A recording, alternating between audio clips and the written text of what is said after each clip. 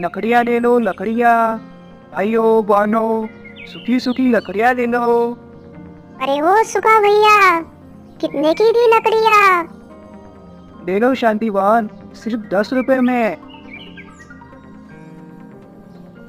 इसी तरह सुकाराम गांव में रोज लकड़ियाँ बेचता है और उन्हीं पैसों से उसका परिवार भी चलता है। ऐसा कब तक चलेगा? मैं कब तक लकड़ियाँ ही बेचूंगा?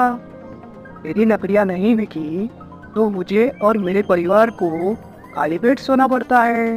मैं तो पढ़ा लिखा भी हूँ, मुझे कुछ अलग करना पड़ेगा। ऐसे ही सोचते सोचते सुकाराम उस दिन सो जाता है। दूसरे दिन सुबह सुकाराम अखबार पढ़ता है। अरे दुनिया में तो बड़ी हलचल मची हुई है। चलो खेल समाचार देखता हूँ। खेल में भी बहुत कुछ हो रहा है। अरे ये क्या, करोड़पति चाय वाला? मैंने चाय वाला सुना है, पर करोड़पति चाय वाला क्या है? इसे मैं पढ़ता हूँ।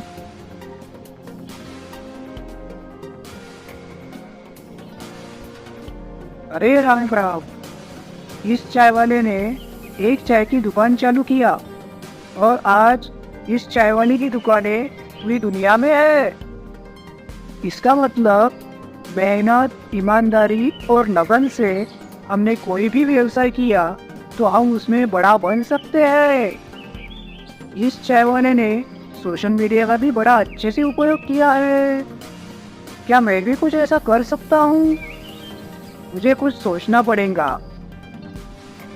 सोचते सोचते सुकाराम जंगल की ओर लकड़ियाँ लाने निकलता है।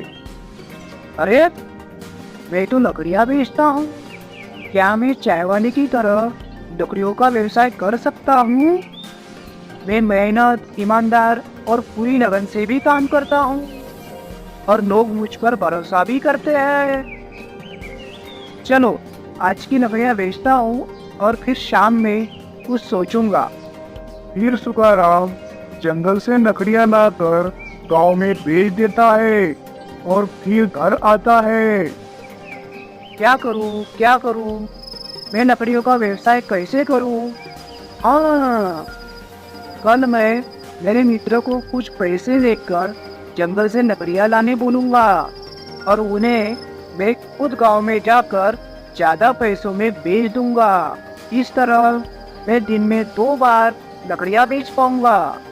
पहले मैं खुद की लाई हुई लकड़ियाँ बेचूंगा और फिर मेरे मित्र ने लाई हुई लकड़ियाँ बेचूंगा।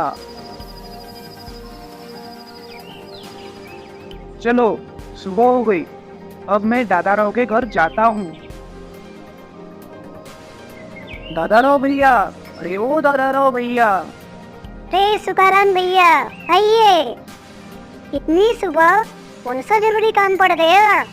दादाराव भैया, मेरे पास तुम्हारे लिए एक काम है। तुम मुझे जंगल से लकड़ियाँ ला कर दो, मैं तुम्हें 5 रुपए दूंगा और ऐसा ही तुम्हें रोज करना है। अरे भैया, पर एक मन लकड़ियाँ तो गांव में 10 रुपए में मिलती है और आप मुझे 5 रुपए ही देने वाले हो।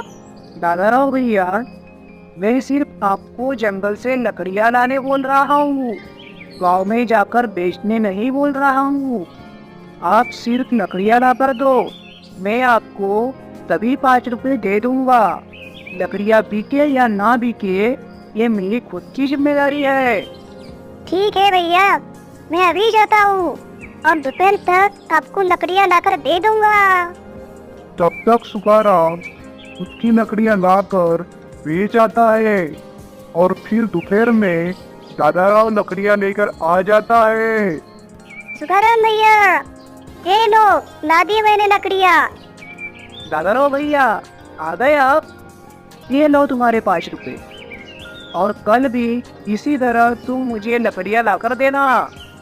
फिर सुकाराम गांव में वह लकड़ियाँ 10 रुपए में बेच आता है।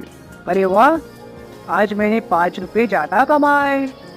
कल मैं और 3 लोगों को मेरे लिए लकड़ियाँ लाने बोलूँगा। फिर सुखाराम दूसरे दिन और 3 लोगों को जंगल में भेजता है और उन्होंने लाई हुई लकड़ियाँ भी वह गांव में बेच जाता है। अरे वाह, आज मेरा 20 रुपए का फायदा हुआ। इसी तरह सुखाराम का लकड़ियों का व्यवसाय धीरे धीरे बढ़ता है। सुखाराम खुद के लिए एक बड़ा घर भी बना लेता है। मेरा व्यवसाय तो अच्छा चल रहा है, पर अब मुझे और कुछ करना है। मैं लकड़ियों का दुकान लगा लेता हूँ और सभी के पास फोन तो होता ही है, तो लोग मेरे दुकान से रात में या दिन में फोन से या मैसेज कर कर लकड़ियाँ मंगा पाएंगे और फिर मैं उन्हें उनके घर लकड़ियाँ बेच दिया करूँगा। इस तरह लोगों को भी लकड़ियाँ मंगाना सरल हो जाएगा, लोगों को घर कुछ लकड़ियाँ भी मिलती जाएगी और मेरे ग्राहक भी बढ़ जाएंगे। फिर सुखाराम लकड़ियों का दुकान लगा लेता है।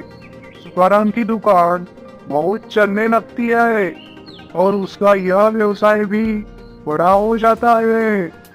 चलो, भगवान की कृपा से धीरे धीरे मेरा व्यवसाय बढ़ रहा है और अच्छा भी चल रहा है।